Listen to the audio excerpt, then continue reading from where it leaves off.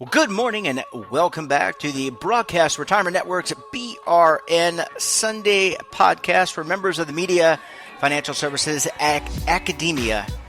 Review the news in retirement markets, technology, personal finance, and so much more. We've got another great show for you again this week. So sit back and relax and enjoy this episode of BRN Sunday. Well, let's kick things off and look at the latest social media trends. And joining us back from a much-deserved and well-needed rest, Devin Banerjee, Senior Financial Services Editor for LinkedIn. Devin, Happy New Year. Great to talk with you as always. Thanks, Jeff. I am rested and recovered and glad to be back. How are you? I'm doing well. I sense the excitement and I sense that you are recharged. So really excited to chat with you. As always, and always look forward to hearing yours and LinkedIn's perspective as what are the hottest trends on the social media platform. So tell us what's going on. Yeah, absolutely. Yeah, I expected it to be kind of a slower week this past week and the week before, but we saw some really passionate and some real robust conversation. The first was around drug prices here in the U.S. So typically around the start of the year and then around mid-year is when prices on drugs are raised. And so there's a lot of news about how much they're being raised and which drugs. And then, of course, a lot of conversation about how we combat these drug price raises and what kind of, proposals and legislation could help. So at the start of this year, we saw hundreds of drug prices being raised, an average of 5.8%. Wow. That's actually a smaller increase than last year, but of course, still an increase for those who are in need of these drugs and are paying for them. As I said, prices are usually raised at the start of this year and then midway. Pfizer is leading the way this time, bringing up prices on more than 40 of its products by over 9%. So, as I said, this always raises the conversation about what can be done. And actually, as you and I have talked about last year, Jeff, one of the things that the Trump administration has really led the way on, actually, is some proposals to combat drug prices here in the U.S. So there is a proposal that the administration is considering about allowing the importation of some cheaper drugs from Canada, for example. Drugs that meet U.S. quality standards and, of course, just increase the supply of drug options available in the U.S. and then bring down prices. So, hopefully, and this might sound biased, but I think everyone would agree. I mean, hopefully something is done this year on that front, and we'll see where that goes. But I just wanted to bring you the latest on those drug price increases at the start of the year. Well, that can certainly have an impact. I know premia go up. The healthcare insurance premiums typically go up as a result of what happens in the insurance pools. So that hits people over the head. And then to see even a 5% increase on a much-needed prescription, Devin, I mean, that has an impact on the insurer or the prescription drug program, but also that's passed through to the consumer. So, and as we've talked about, that wages are not growing at that fast pace, and the question is how do you keep up with the inflation in not only these other goods but healthcare and drug prices, which is very important. Yeah, overall, healthcare costs are the area where that all the data is showing that the average family here in the U.S. has really seen the most inflation in. And that runs the gamut from, childcare costs, as we talked about a few weeks ago, but of course, drug prices as well, and all other types of healthcare services. So hopefully we see some movement on that front. Was there? I was just last question. Yeah. Was there any sense from the user base, the audience, as to what some ideas? I mean, were they bullish, bearish? I would imagine it was a mix.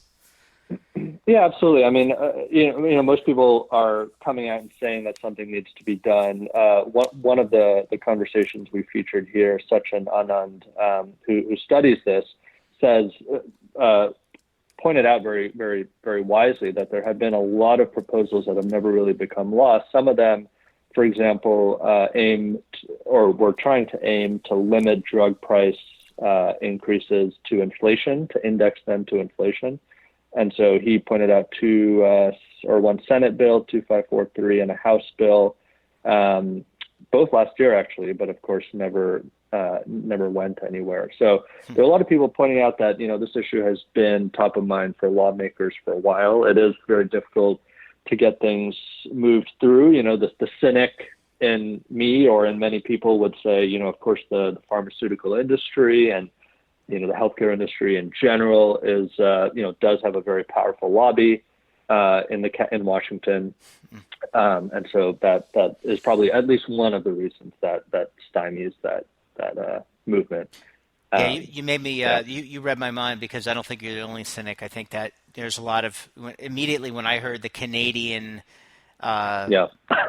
importing Canadian drugs, which I think is really reasonable. I'm thinking free trade sounds really good, and then immediately my brain picks up to, all right, well, let's put tariffs on that, or let's get the FDA involved so that they can't come in, and that's typically what happens in these industries where you have protectionism. Let's protect this and let's protect that, and I don't know. Anyway, I mean, that's a whole, I don't think we have enough. Lots of bureaucracy, lots of competing interests, which always seem to get in the way of very important, proposals and legislation. Absolutely. Yeah. Sorry. Go ahead. Yeah, no problem. You had mentioned, wage growth, which has been really an issue, especially for lower income workers. Some new data out that we featured this week actually does show that there's some movement there. So this was some data from the Federal Reserve Bank of Atlanta, finding that lower paid workers in the U.S. are seeing their wages rise, at least at the fastest pace in over a decade. It's not that much. So the bottom 25% of wage earners saw, on average, an increase of 4.5% last month, year over year. And that compares with about 2.9% for the top 25% of earners. So that bottom section of earners in the U.S. are seeing wages rise more than the top bracket.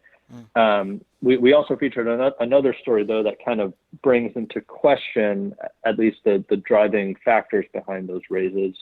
A lot of localities we're seeing are increasing their wage baselines, or effectively their minimum wage, which is a good thing, but it's also kind of an unnatural, economic factor. And so that could make, the labor market look healthier than it really is, or it can even look like it may be overheating if that continues, where there's this kind of unnatural force of the minimum wage being increased. So a lot of people keeping an eye on that, which I think is a good sign overall, but just have to keep watching that data.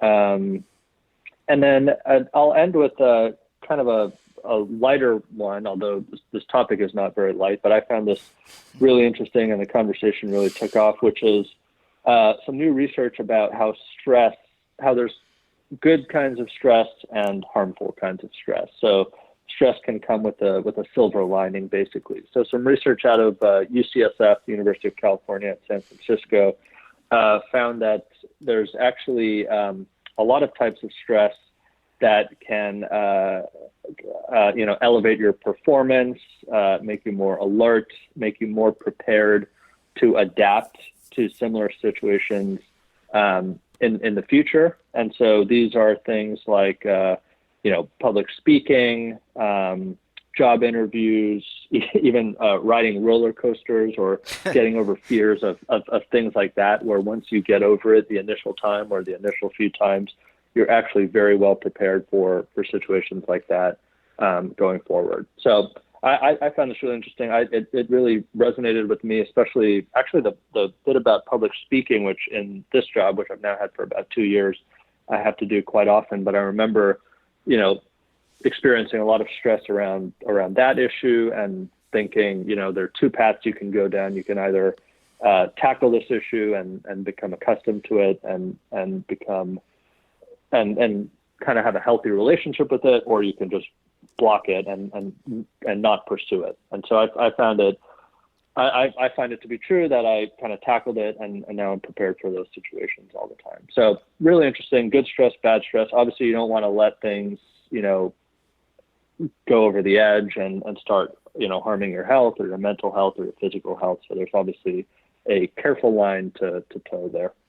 Yeah, I think it's that old fight or flight response, and it's in all in how you process it, manage it, which is a lot easier said than done. I mean, we all let our emotions get control of us sometimes. I find Yeah. that that's challenging, and I would say to your point about public speaking, it's something that I still struggle with. It's very nerve wracking, but like it's like anything else. Like I play music, and once after the first number, so after you first start speaking, I feel like I kind of get into a rhythm.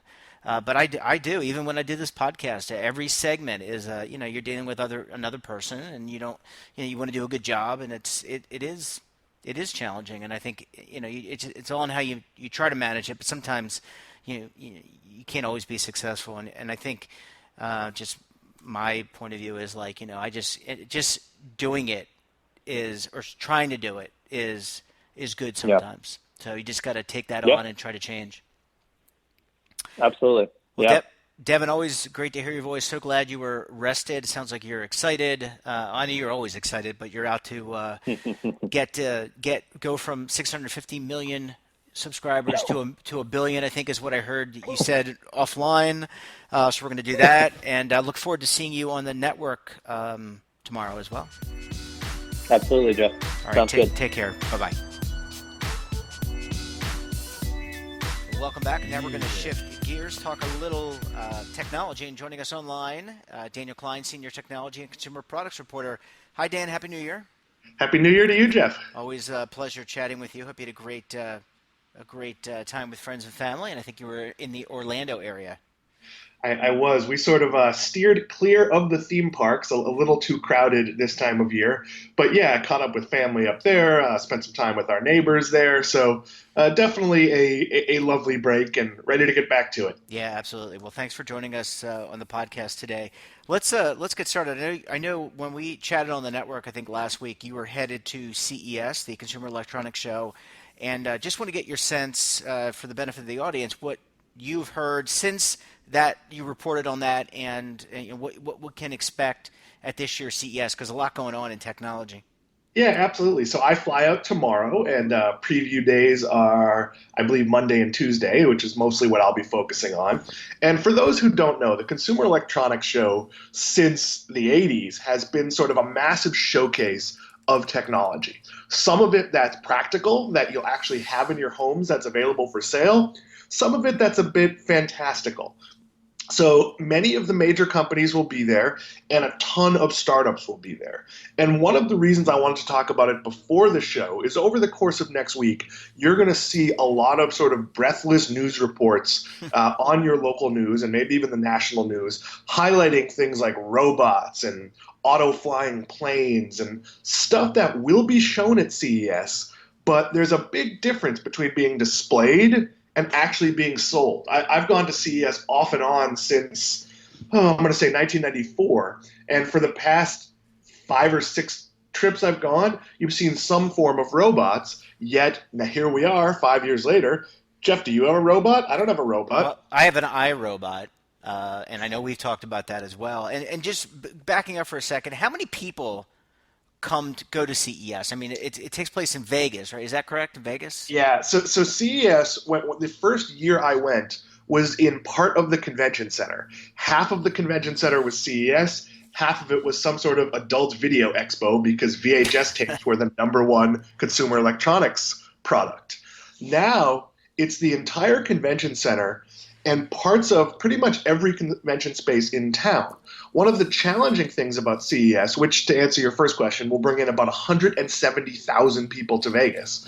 Wow. One of the challenging things is a big company, let's say Microsoft, probably does not take space on the exhibit floor, but they may have a suite of rooms and be showing off, I don't know, new technology. So you have to make a decision as a reporter.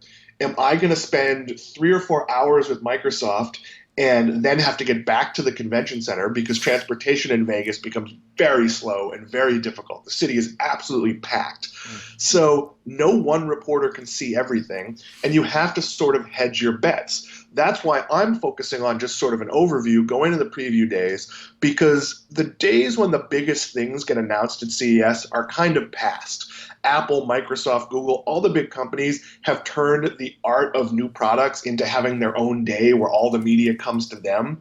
So what you'll see at CES is more trends. And I really expect more movement into home-based digital assistants where that's just slowly becoming sort of a default for everyone, and the sort of ongoing creep of technology being embedded in everything. Your washing machine being able to suggest different settings and things like that. It's not going to happen quickly, and there's going to be a lot of devices that are absolutely ridiculous that get shown at this show, but that's sort of the broad terms of where I think things are going. And this is kind of like an auto show. So many people are probably familiar with an auto show when it comes to the Javits Center in New York or other places. You can go and see the latest cars, but you can also see concepts, right? And so you're asking me, have I seen any robots lately?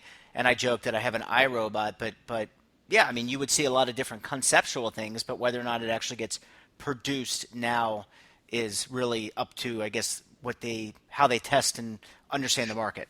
Yeah, and look, there are robots. If you go to Stop and Shop in New England, you will see a robot with a sort of creepy, friendly face put on it doing some, I think it's cleaning and monitoring inventory.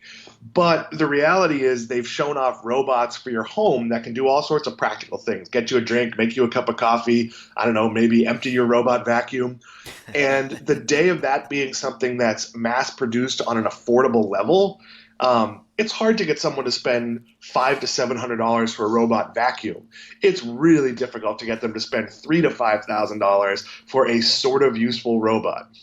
Yeah, it's exciting. I think, I have seen, I think, like launches of like Samsung. I mean, I think you mentioned this, like, Samsung, Galaxy, and some of the other bigger product manufacturers in the past do that. But you're right, they've kind of peeled off and done their own thing, kind of following what Apple's done, what Steve Jobs did, which is have these, rent out these arenas or these, theaters and make that a big song and dance. Yeah, I mean, there will be news. Many of the, let's call them like next tier companies, are having press conferences, but the biggest players will generally hold off on their biggest news. Now, they might release something because there's obviously a ton of media involved. So you might get an announcement of, it could be new technology, it could be a new credit card partnership. I'm going because I expect there to be news. But in general, the news is seeing sort of where the trend was. When I went, I believe it was 6 years ago, the trend was everyone was showing 3D television. And there was a huge push for 3D television. ESPN was producing games in 3D. And that 3D television went absolutely nowhere. It crashed and burned really hard. So we might see a lot of companies making curved cell phones or different types of things. And whether that actually catches on, we'll see in the years to come. Yeah, it sounds like a fun experience. How many, just before we move on to the next topic, how many Fools are going? Motley Fool members are going. So that's kind of a work in progress. Uh, I'm traveling with a friend, my colleague Matt Frankel, who we're going sort of just to see it. I know there's 3 or 4 people that were planning to go on an internal basis, but it's a very difficult show logistically. Hotel rooms are very, very, very expensive. So I'm not entirely sure if everyone who intends to go will actually make it. yeah, I was just more curious because you mentioned that with 100+ thousand people coming, you can't possibly cover everything. So I would imagine like a big organization, a news organization like yours and others would send multiple people because Dan Klein can't be in every suite Yeah, or every I place. think that's certainly true of a technology focused company, but as an investing focused company, we're more looking at the broader trends. I don't think anyone's coming to the Motley Fool to get the review of the latest iPhone. And that might be something we do, might be something I do, but we're not the first source for that. Where I think the investment community will be looking at is, what did the Motley Fool people think was Mm. coming out of it? Maybe there's a smaller publicly traded company that announces a licensing deal with a much bigger player or has a truly unique piece of technology. There could absolutely be investing advice that comes out of it. But for my purpose, as sort of a generalist, I want to see what they're showing. And if it sort of continues the trends we've been talking about, the sort of dismembering of the cable bundle, Mm. streaming in the home, digital assistants, all this sort of slow march towards automation, or maybe it's something different.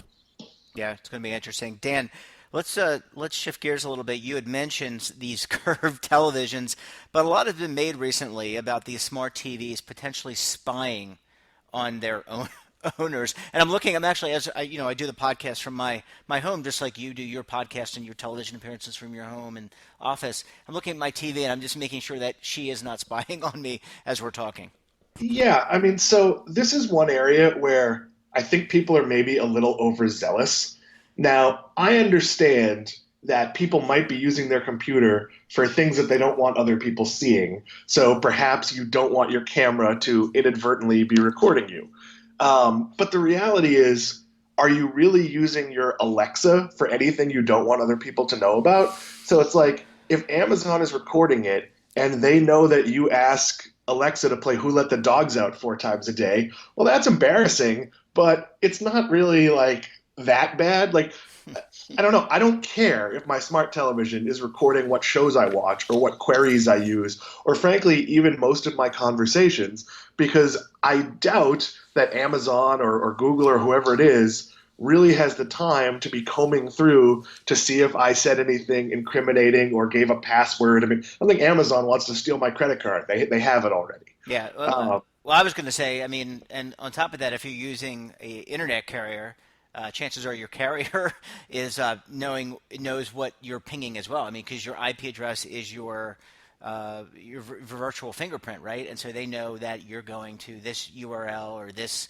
IP, or I mean, this information is out there. And to your point, if it's, as long as it's not, you assume, I think, as a person today's age, that you're using the information highway. Someone is tracking where you're going, and you just assume that someone's not going to use that for bad purposes. And if they do, I think you've got a pretty good case for that.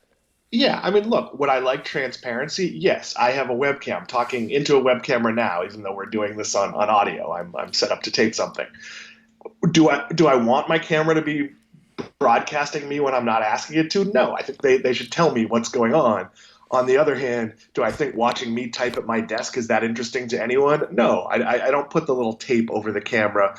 I'm not too worried that my smart toaster is going to broadcast my toast preferences to the bread companies or whatever it is. For the most part, on an aggregate level, I'd like companies to have this data to be smarter about what they offer me and what they share with me. Yeah, so they don't produce $1.5 billion worth of content, and that maybe that some of it doesn't hit what they need to hit. But I kind of liken it to, you made me think of the Nielsen. Remember the Nielsen rate? I'm sure they still do it. The Nielsen ratings, and there were They certain. do it's digital now, Yeah, but but there it's there same was concept. right when I was a kid, when we were kids, because we're around the same age. I think I'm a little bit older, but there were boxes that certain families had to track what you watched, and yes, I mean, I think the difference is that you consented to do that, but the reality is, and we've talked about this numerous times, that this is data. People are using data. We know from Facebook, Google, Amazon. They're all collecting data.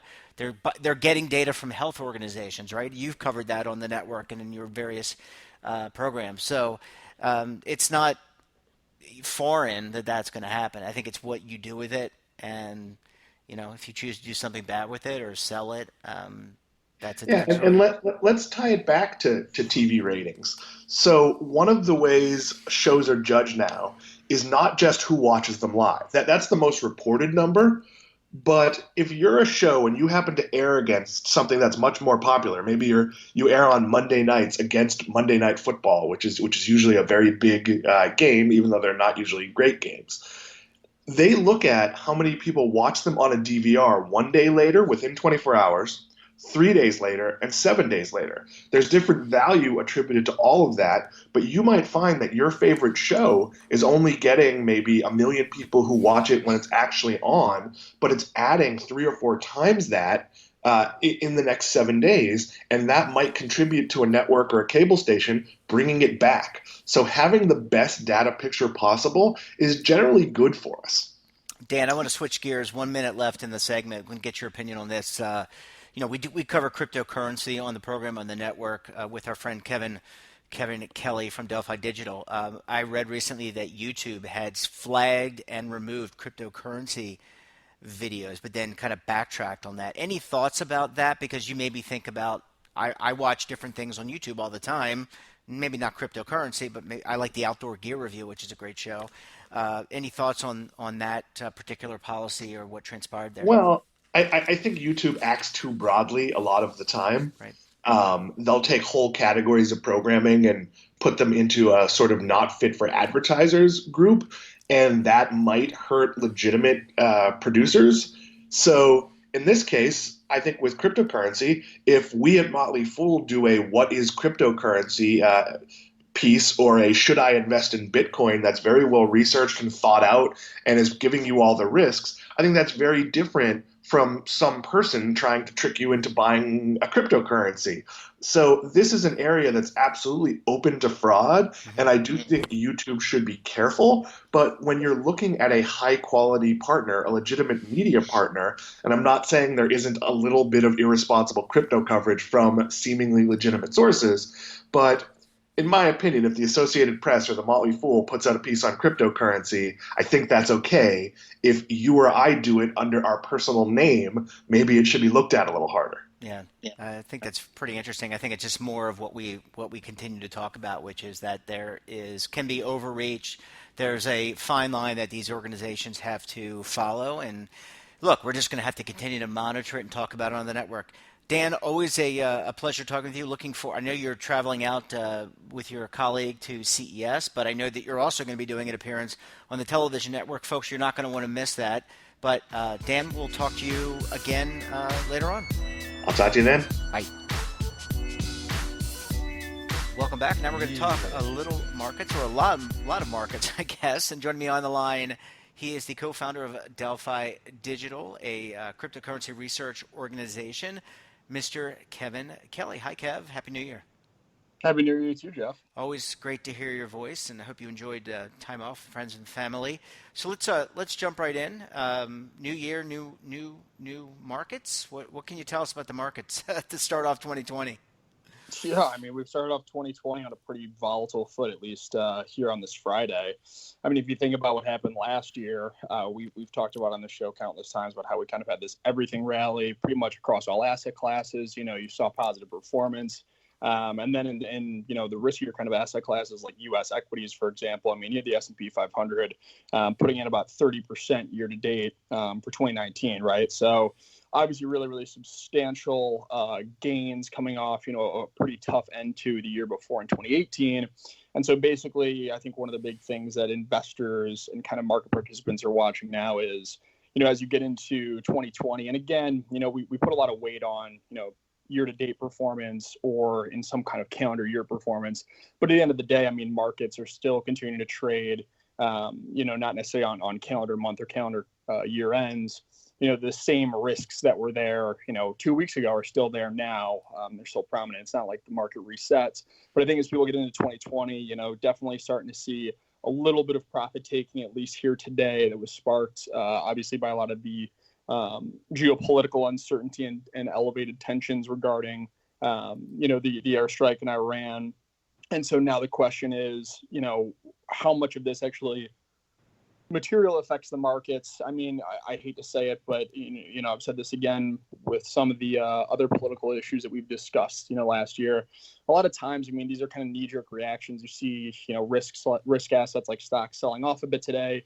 Gold's caught a pretty significant bid up above, 1,500 again the last couple of weeks, and then obviously a pretty big push higher today, just based on this kind of flood into safe haven assets. But when you think about the real potential negative effects on markets, really kind of stems around commodities, oil prices spiking today, potentially into higher inflationary pressures or something of that nature. But I think it's far too early to tell whether or not this is going to be kind of a one day or maybe even a weekly knee-jerk reaction in the markets, or whether it's actually be something that's longer term, kind of fundamental to the outlook. Yeah, I'm always, I think back to last year, 2019, when there was some bombings in the Strait of Hormuz, right? I think the Iranians sent a drone and bombed a couple of oil rigs or hijacked some oil tankers. And it kind of reminds me of that, although this is probably a little bit more significant than that, but how the market reacted and then kind of subsided. And this, Kevin, I want to get your perspective on this. This seems to be kind of the norm when you have these geopolitical events, that things spike, people go to risk less assets perhaps, and wait things out. But typically over a long period of time, if you're a long-term investor, it smooths itself out over time. No, and that's exactly it. And again, don't want to, necessarily minimize the potential effect of the severity of what's obviously going on. And it's anyone's guess how I think far, Iranian leaders now will take this or really retaliate, because obviously, there's been headlines this morning about there's going to be at least some type of retaliation from them. How drastic that is, I mean, when you think about the U.S. is still, global superpower, I don't necessarily think, aside from maybe some type of cyber attack, I don't think from a physical standpoint there's going to be anything that's too crazy in terms of these retaliations. But again, to your point, I think a lot of people just kind of, it's a Friday, it's end of the week, or obviously you're coming off, huge gains across, at different asset classes. I think people today kind of took this as, maybe even an excuse to kind of get on the sidelines or get into some safety or safe haven assets, because again, there are a lot of risks, I think downside risks to the outlook ahead, especially for things like stocks. And this might have been, kind of a good catalyst to push people more towards the sidelines. So I want you to put on your crypto hat now, because cryptocurrency obviously in the news a lot in 2019. We've talked about it, very volatile in some cases, the asset class. You saw the run up in Bitcoin, then the drop off. What can you tell us now in 2020 about crypto, about blockchain? Yeah, I mean, I think a lot of, and again, taking a step back, if you look at, Bitcoin's performance, and if you consider Bitcoin, and let's call Bitcoin its own kind of asset class, because again, we view crypto as a small kind of niche emerging asset class, and then within crypto, we kind of look at Bitcoin versus just about everything else. So if you think about Bitcoin as an asset class, I mean, it literally was one of the best, if not the best performing asset class in 2019, despite currently suffering from a close to 50% drawdown from its late June highs, right? So again, time horizon does certainly matter. But getting into 2020, I think a lot of the catalysts potentially you could actually see for higher gold prices, which again is, more monetary stimulus. We've started to see central banks kind of pull back a little bit in terms of, their monetary stimulus they're expecting to provide. But I think a lot of those catalysts, like, easier monetary policy, could certainly, give a bid to Bitcoin and crypto in general, because again, there a lot of these crypto assets are really classified by kind of, digital scarcity to a degree. But when it comes to, I mean, the broader kind of blockchain or crypto space, we continue to see, I mean, really just unpaced innovation when it comes to different smart contract platforms, when it comes to different now use cases and live products that people are actually building and are starting to actually gain some type of traction, which, we've been trying to find these types of projects that are gaining adoption, gaining traction for quite a few years now. You're really starting to see, I think, the market weigh, the teams that are actually able to build out these things and capitalize and implement what they promised. You're starting to see the market put a little bit more weight or valuation on those types of projects versus ones that are still kind of vaporware and haven't really, delivered on what it was that they promised, when they raised capital, let's say, 2016 or 2017. And what do we make of Facebook, Libra, other organizations, big organizations? Fidelity, I think, created a crypto exchange, or at least thinking about creating a crypto exchange. What do you make of some of these larger organizational plays? Do they continue to stand the test of time and look to get implemented, or do some fade away this year? Yeah, I think you'll certainly see some fade away, but they'll be replaced by more kind of incumbent companies coming in and trying to do something within this space, whether it's more kind of blockchain, permission blockchain related, or trying to develop something like Facebook's Libra, which again is trying to be kind of this new digital currency, global medium of exchange. I think it's the jury's still out to see where Facebook's Libra actually ends up falling, because again, there is still a ton of regulatory hurdles and headwinds that they still face. But I think it's only a matter of time before something like the design of what Facebook Libra is trying to implement is out there and actually tradable and usable by people.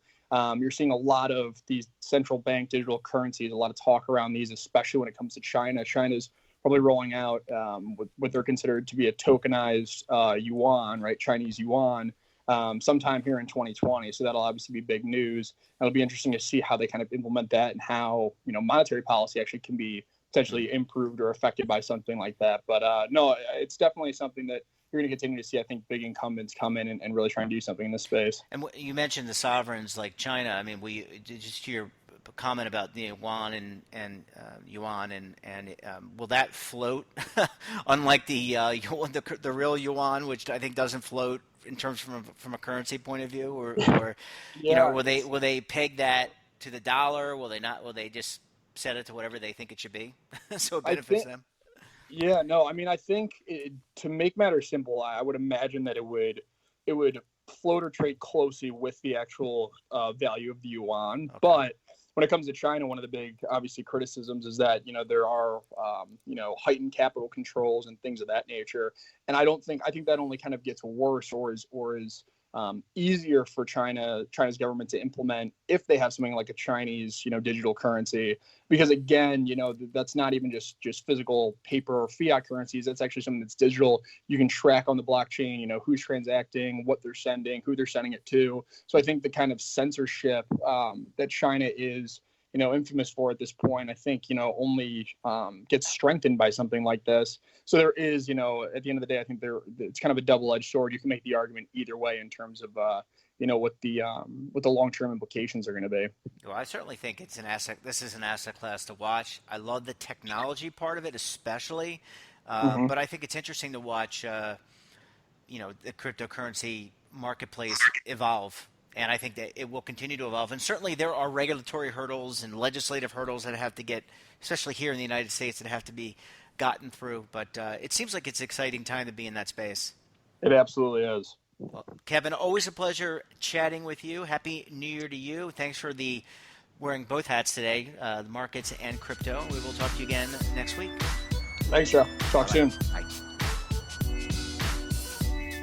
Welcome back, and now we're going to check in on healthcare. Joining us on the line, Business Insider's senior healthcare reporter and correspondent, Miss Lydia Ramsey. Hi, Lydia. Happy New Year. Happy New Year. Thank you so much. New Year, New Year's resolutions, lots going on, I'm sure, in the healthcare and health biotech industries. And I know you just put out your dispensed newsletter this afternoon. So what can you tell us? What's top of mind for you and the team over at BI? Yeah, so right, like you said, it's a new year, so things have been kind of quiet around the holidays. But I was remembering that about a year ago we were getting the news that Bristol Myers Squibb and Celgene were going to combine for this huge $70 billion M&A deal. So who knows? Maybe Monday can bring some interesting stuff. Yeah. But in the meantime, it's been kind of fun to think through kind of what's ahead for the new year. So one of the things I spent a lot of the end of the year and the beginning of this year doing is kind of reflecting and thinking about what could be ahead for the healthcare industry. And so I talked to a lot of venture capitalists and investors in the space and got some interesting ideas from them, which was a lot of fun to kind of hear. It should be a big year for healthcare IPOs. We saw a couple go out last year, but it sounds like maybe one investor was predicting as many as 10 could go out this year, which would definitely keep investment bankers busy. Yeah, so it's a new decade, and it sounds like as we've talked about on the program before. I mean, drug prices through the roof. People need health care. There's teledocs. There's all these different technologies that are focused on the healthcare industry. So it seems like the sources that you have, people are very bullish for 2020 and what that could bring to the marketplace.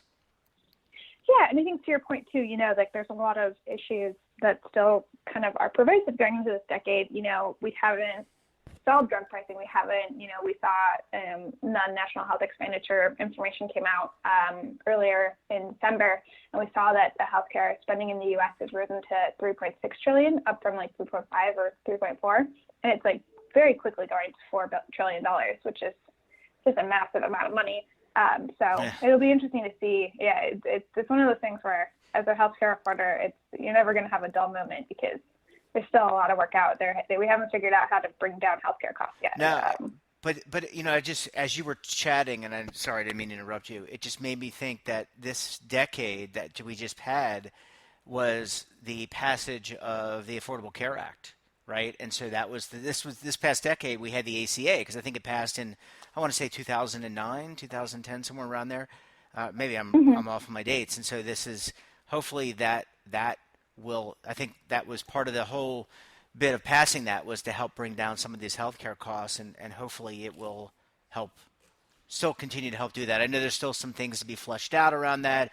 I know there were some open enrollment glitches that happened with some of the exchanges, but it seems like we're well on our way to melding technology and policy in order to bring some of those costs down for people. Yeah, it was really interesting.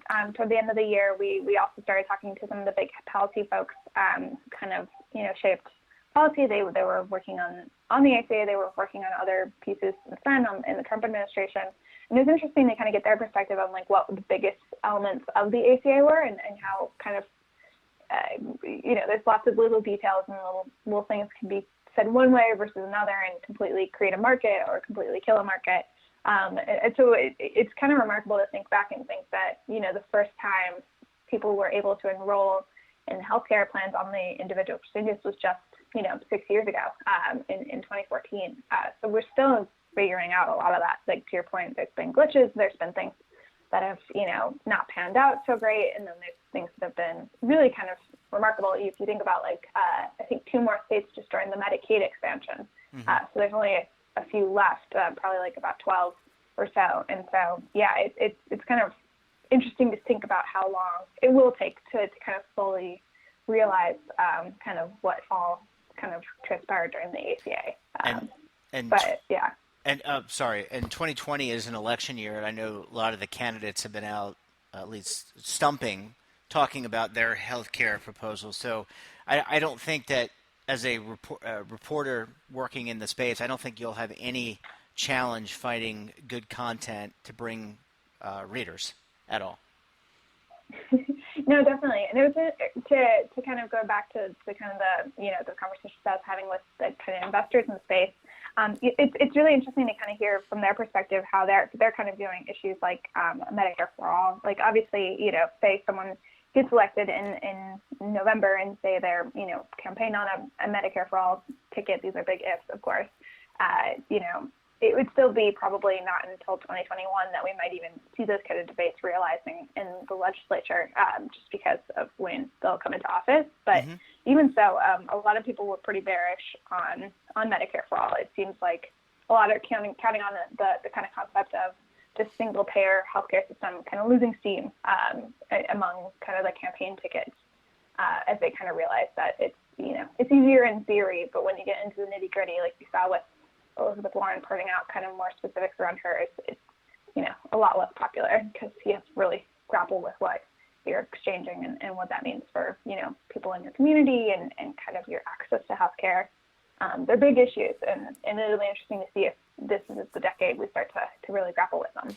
Yeah, and I think we talked earlier in the year about some of these partnerships that are happening, whether I think it's Amazon and JP Morgan.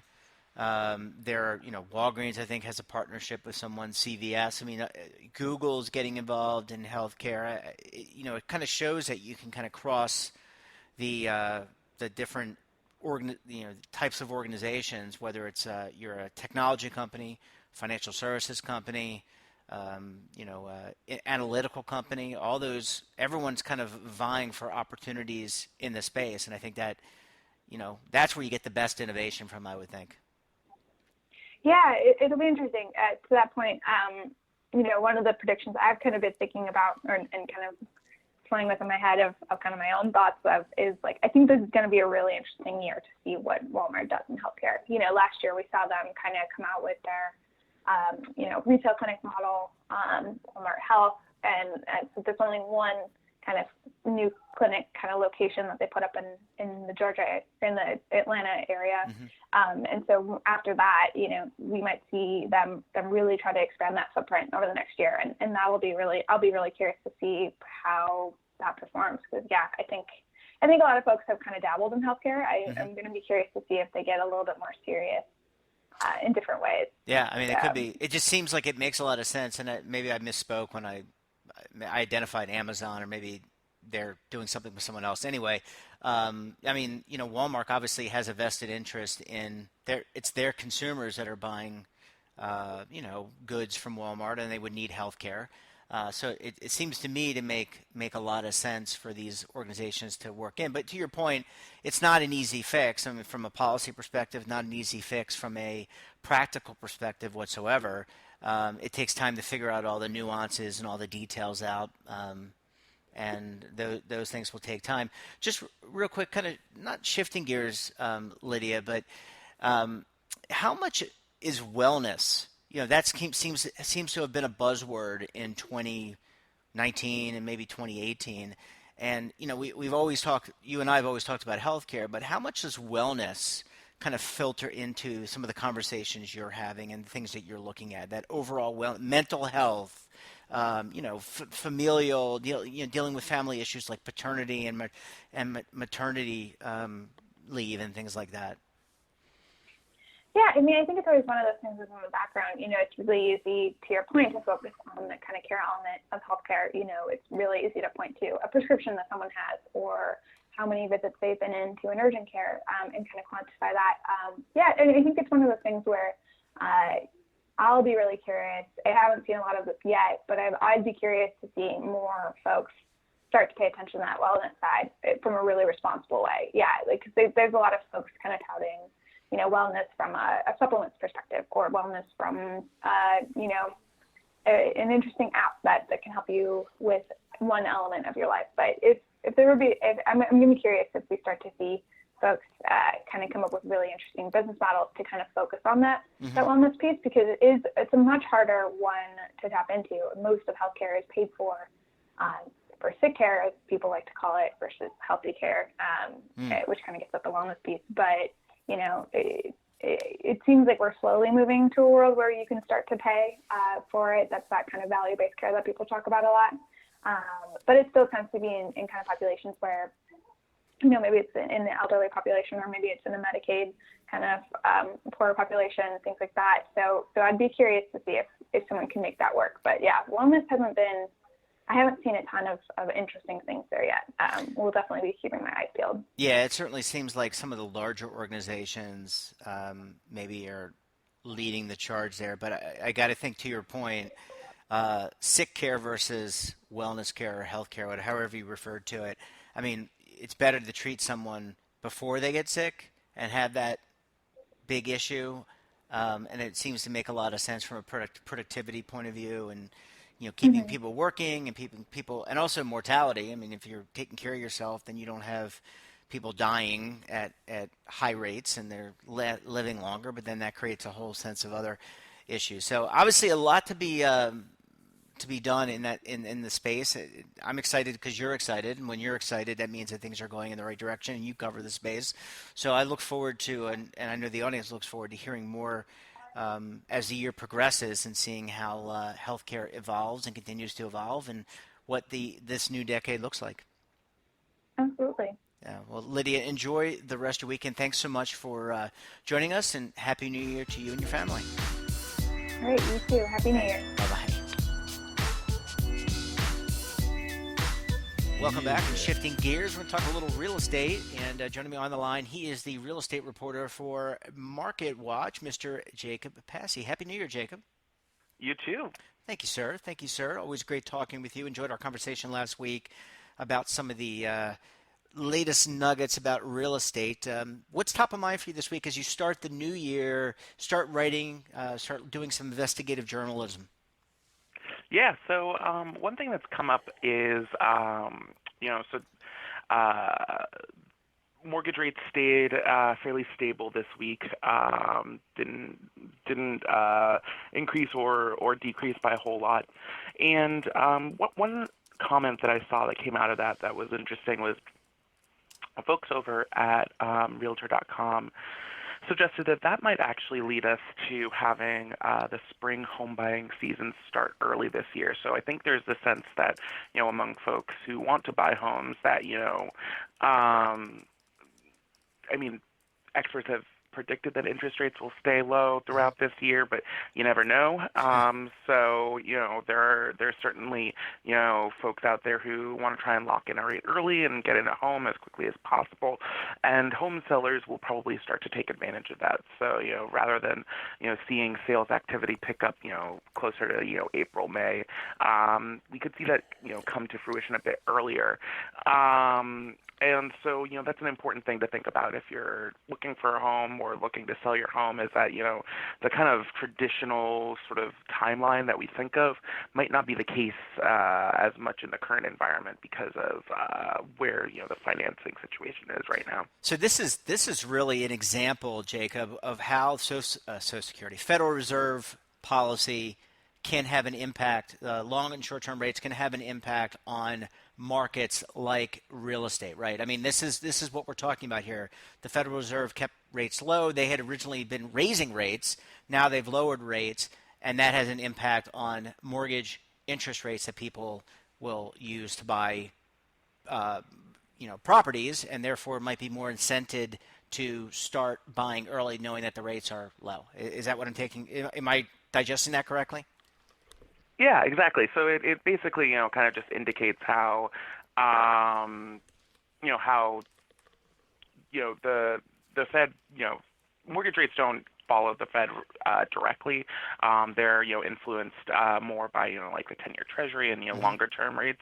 But obviously the 10-year Treasury is influenced by the Fed. So, so the indications from the Fed that they're going to keep rates low for the foreseeable future, or at least not, move them much, that should keep mortgage rates in the same realm. And so, it starts changing consumer behavior, certainly, and I think it kind of just indicates that this whole market right now, the whole real estate market right now, is a little topsy turvy.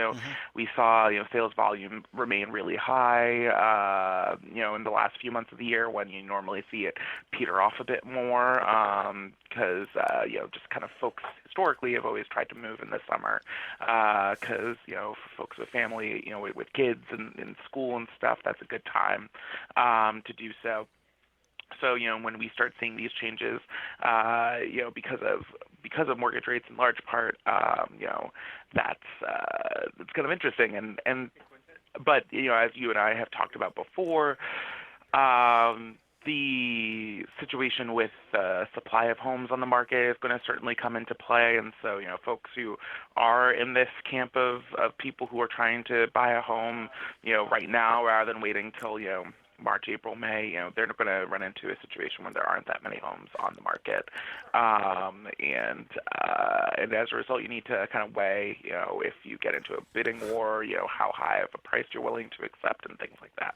Do you think that this will incent, or just based on your analysis and talking to the folks at Realtor.com and other places, do you think that real estate developers look at this and say, hey, let's now, since the season is going to start early potentially, should we start building more homes to deal with that supply, the lack of supply? I mean, how does it all would seem to me from the outside as being interrelated in some way.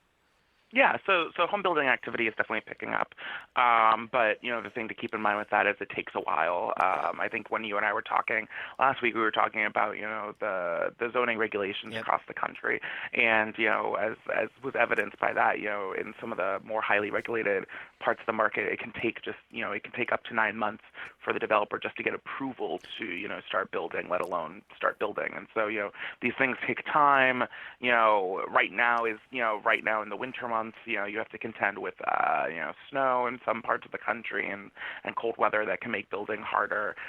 Labor is another issue with building. The great thing about the jobs market right now is that everyone's who wants a job can easily find one. The bad thing is there's not a kind of capped. There aren't that many people unemployed. So home builders are struggling to find available people to build their homes, Right. and are having to pay more for the labor, and all that. So, all these factors, have a role. And,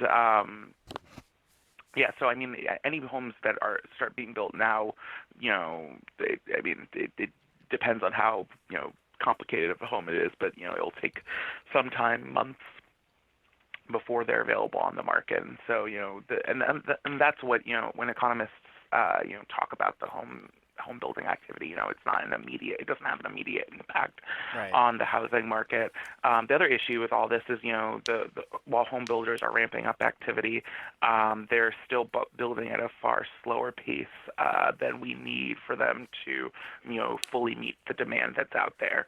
So as a result, we're still going to be in this short supply situation for the foreseeable future. So do we potentially see more renters? Does that drive up?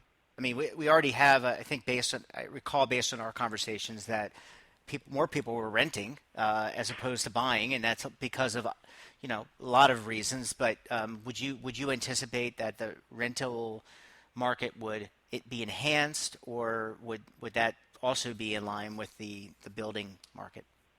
Yeah, so the rental market is probably going to continue growing, and like you said, like there are certainly people out there who are renting right now just because they can't find a home to buy, and as the younger kind of cohort of millennials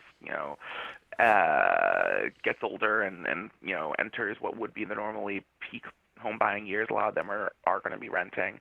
You have Gen Z coming into play now, the generation after millennials, and a lot of them are in college and graduating from college right now. So they're going to be entering the rental market. So, rents, there was a period of time, a few years ago where rents were like, skyrocketing. Mm-hmm. And then, a lot of the construction companies, rather than building single family homes because of how much demand there was in the rental market, started building more multifamily properties, apartment buildings and whatnot, to meet the demand there. And so, the past couple years, the rental market stabilized a bit more, but I've definitely spoken with economists who expect rent prices to continue going up in the future because, it's just hard to find a home to buy. So there's always going to be that kind of captive demand. And then also, there's also a trend of, a lot of developers have, rehabbed affordable housing, complexes or complexes that were more affordable at the very least, even if they weren't like governmentally, designated as such. And so, when some of those, older buildings are renovated to make them nicer, that can jack up the rents. So, also the pool of affordable rental units is, always an issue. And also, I would imagine that people don't want to do the maintenance that if you own a home. I mean, there's mowing the lawn, there's putting the roof on. I mean, those are significant costs of that. People who may rent may not want to do those things, at least Yeah, initially. I mean, that's a lot of work. Yeah. Yeah, no, there is discussion about, whether there is kind of, a shift going on in the U.S. of people, having less interest in buying a home. That's always a debate. I think most economists say that that's not, that might be happening a bit on the margins, but by and large, because of the fact that, one of the key ways that Americans, build wealth is through their home, Mm-hmm. which is different from other countries. As long as that remains to be, as long as that's, the case, you're still going to see a lot of people wanting to buy rather than rent. They may just buy, different types of homes or, in different parts of, the country than previous generations. Last question, Jacob. Borrowing. 2008. We've talked about it on the program numerous times, you and I, about some of the requirements to borrow maybe were lessened in some cases in 2008. Do you see, just given the interest rate situation, the mortgage rates, et cetera, do you see that changing in the near future based on your analysis, your investigative reporting? Yeah. So in terms of the requirements, a lot of those are the Dodd-Frank Act put a lot of requirements in place in terms of how mortgage lenders have to verify a borrower's ability to repay, their debt to income ratio, things like that, their income. You don't see, there are very few of these, kind of low doc, no doc loans that were very popular before the recession and kind of contributed to the housing crisis then. Yeah. in terms of credit availability, the requirements lenders impose, a lot of that's just, mandated by federal government and by regulators. You have seen, I think, regulators kind of hint at, in the Trump administration hinting at, wanting to scale some of that back. There's an extent to which, the Department of Housing and Urban Development and CFPB can do that on their own, but there's a large extent to which a lot of those changes would require Congress getting involved, which is fairly unlikely. Yeah, absolutely. Well, I can't think of a better way to kick things off than to talk about real estate, Jacob. Always appreciate you coming on the program, and look forward to chatting with you each and every week on this very important topic. Thanks, and have a great and wonderful weekend, my friend. You too. Take care. Thanks, bud. Bye. Welcome back. And now it's time to shift gears and talk a little about retirement, what we can expect for 2020. Joining me online, as always, the Legal Eagles, David Levine, Kevin Walsh, both principals with Groom Law Group, an employee benefits law firm based in Washington, D.C. Gentlemen, Happy New Year. Happy New Year, Jeff. It's great to be here. It's great to start the brand new year, and we hope everybody had a wonderful holiday season. That's awesome. I certainly appreciate you guys stepping up and coming back on the program. I know you guys have a busy 2020 plan, but Kevin, let's talk about what we can expect possibly to happen in 2020. What are we looking for here? So Happy New Year, Jeff, and Happy New Year, listeners. I mean, to me, the first thing that we can expect in 2020, and it has a big impact, is there's going to be an election. And, depending on how it comes, some of these initiatives we've seen for the past 4 years may continue or they might come to an end. So the first thing to watch for in 2020 is, we need to watch the different candidates as they announce policies related to retirement. So 2020, to me, that's the very first thing to look out for. David? And Kevin, David. Kevin, I am just Kevin, I'm amazed that you're thinking there's an election this year and that it might have an impact on us. I think we got to start off the year with our dose of sarcasm. But Happy New Year, Kevin. And I happen to agree with you wholeheartedly. I think you make a great point. I know last week we did the look back, but remember, we've had some candidates, Pete Buttigieg and his proposal, and hopefully I pronounced his name right because I always try to. I think you did. Thank you. But regardless, he's had some ideas out there. There's been a lot of reaction. Senator Warren and her tax on trading, all those things got a lot of attention last year. If you think they got a lot of pickup last year, oh my gosh, wait till you see this year, because you know what? Now that Secure has gone through the station and is on its merry way, we got an empty track. We can talk about a million other things.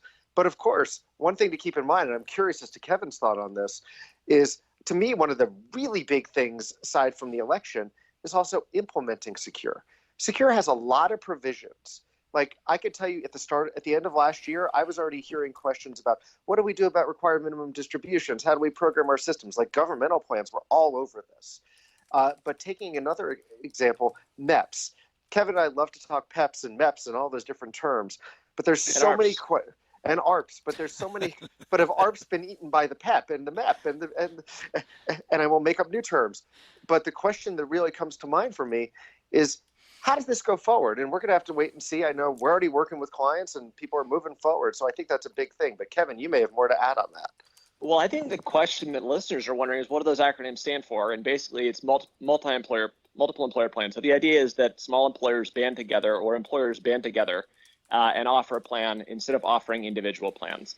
And to me, the rise of this, it's the story from last week, the rise of coverage, but it's also economies of scale. And here's where I'm excited about kind of MEPs going forward is that, once we've gotten kind of these bigger pools of assets, more participants together, maybe we'll see innovation in terms of the products that are offered inside of them.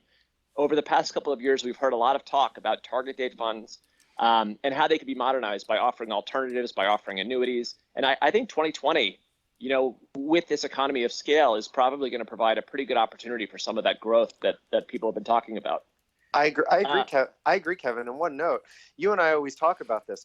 Target date funds are a big topic. I've been hearing a lot of talk from different people, not only about target date funds, but alternatives to target date funds. And I know that some of our listeners love target date funds, some don't.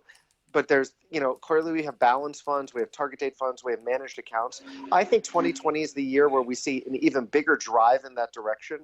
And I think it will both be about outcomes for participants in decumulation, but also about just the evolution of the entire retirement services business. But Kevin, back to you.